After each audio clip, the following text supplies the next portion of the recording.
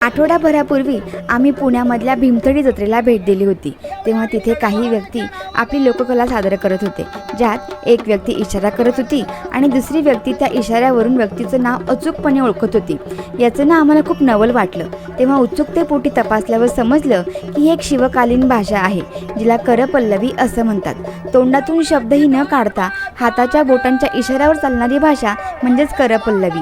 वेश असावा बावळा, परी अंगी असाव्या नाना कळा या उक्तीनुसार गोंधळी किंवा भुत्या हे उत्तम बहुरूपी असतात आणि ते या कलेचा वापर करून बक्षिसे दिलेल्या व्यक्तीचं नाव अचूकपणे ओळखतात।